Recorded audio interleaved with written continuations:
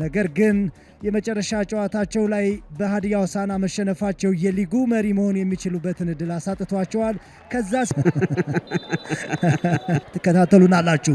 ሁዘይፋ ሻፊ፣ ሁዘይፋ ጥሩ ኳስ ነው። ሁዘይፋ ተነሳበት። ክለቦች አንዱ ነው። አዲሱ መገርሳ የቅጣት ምቱን አሻግሮ ነበር። እንዳለ ዮሐንስ ዘላለም ዋሶ ጆፍሬ መለሰባቸው። ተስፋዬ ታምራት አሁንም ሌላ እድል አለ። ቀዳሚው ተመራጭ ነው። አደገኛ ኳስ ነበር። ሳይመን ፒተር ኢላማውን መጠበቅ አልቻለም። ቃል ኪዳን ግሩም ኳስ ነው የተላከለ። ቃል ኪዳን አማኑኤል ደስታ ጥሩም ግሩም ጨዋታ የማንበብ ማለት ሾልኮ የገባው በባህር ዳር ጨዋታ ግሩም ኳስ ከአቤኔዘር የተላከው ተመልከት። አቤኔዘር አብዱ ኳስ ሲጫወት አቤኔዘር የቶተናሙን ሙሳ ደምቤሌ ነው የሚያስታውሰኝ። በጣም ድንቅ ኳስ ነው የሰጠው። ግን አማኑኤል በጣም ኢምፕሬስ እያደረገኝ ያለ ግብ ጠባቂ ነው። በተለይ እንደ ስዊፐር ኪፐር ሲጫወት በደም ፊቱን ያለው ማሽተት ይችላል። ውሳኔዎቹ ጥሩ ናቸው። በቁመት በሰውነት ኮማል በረከት ግዛው በረከት አደገኛ ኳስ በረከት አዲሱ መገርሳ ግሩም መከላከል። ሻፊ ወደ ተስፋዬ ታምራት ተስፋዬ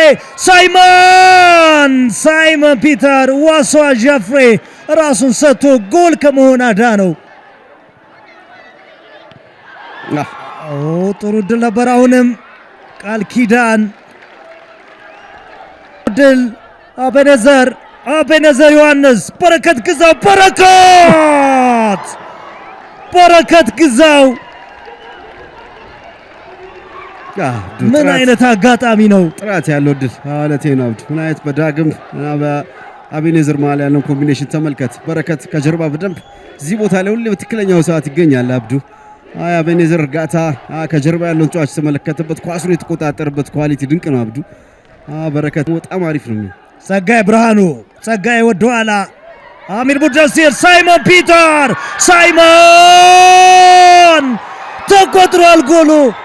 ሳይመን ፒተር የመጀመሪያውን ጎል 25ኛው ደቂቃ ላይ ያስቆጠረ። ከጨዋታ ውጭ በሚል የፋሲል ከነማ ተከላካዮች ተዘናግተዋል። ረዳት ዳኛ ፋሲካ የኋላ ሸት ግን ባንዲራቸውን አላነሱም።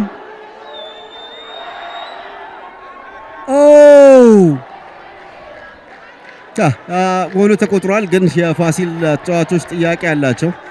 የመጀመሪያው ኳስ ሳይመን ለቀቀለት ለጸጋዬ። ተመልከት የሳይመንን ፖዚሽን ብቻ ተመልከት። አብዱ ኳሱ ሲመታ አልነበረም ኪሩቤልን ተመልከት።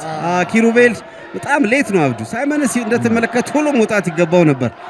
ከፋሲካ ደግሞ ቅርብ ነው ያለው ኪሩቤል። እንደምታየው አብዱ በጣም በሚታይ ቦታ በቀላሉ ነው ጎሉን ያስቆጠረው ሳይመን ፒተር። የኪሩቤልን ፖዚሽኒንግ ስላላዩ ሴንተር ባኮቹ አብዱ ኦፍሳይድ የሚል ጥያቄ አላቸው። ግን ያለም ጥርጥር ይችል ይሆን እንመልከት። ዋሶ ጆፍሬ አሜል ክርክሩ ስንገባ ነበር። አብዱ ትንሽ ቀረብ ይላል። በርግጥ ግን ፓወሩን ተመልከት። በጣም ከኢላማ ጸጋዬ ብርሃኑ የመጀመሪያ ወርቃማ ድል ነው የሚሆን። ሁዘይፋ ሻፊ ሁዘይፋ እንደሚመቸው ቦታ ወስዶት ነበረ። ሁሉም ማሟላት ይከብዳል። ባላንስ ማድረግ ነው የሚቻል። ኪሩቤል ለአማኑኤል ደስታ ፈታኝ አልነበረም። አዲሱ መገርሳ ዘላለም ቦታው ላይ ደርሶ ነበር። አሞስ ፓውቴ በዚህ ሲዝን አብዱ ፋሲል በተከታታይ ተሸንፎ አያውቅም። ምናልባት አሁንም የኢትዮጵያ ንግድ ባንክን ማሸነፍ የምታጸና ጎል መገኛው ከዚህ ተጫዋች ከሆነ በሚል ነበር። ይህንን መቋቋም ይችላሉ ወይ ነው። ናትናኤል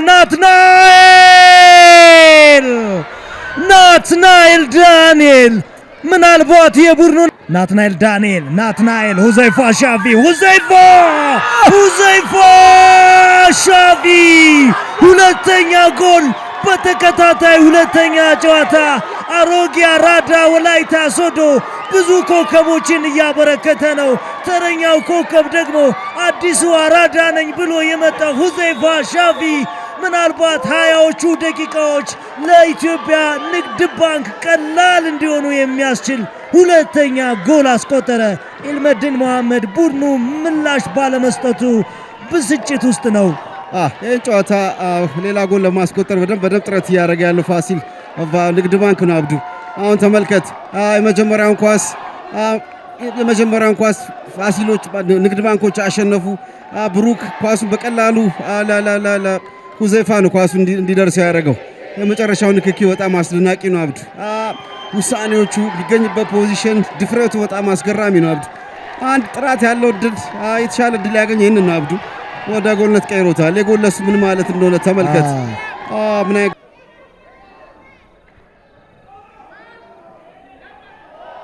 ሌላ ትርምስ ነበረ።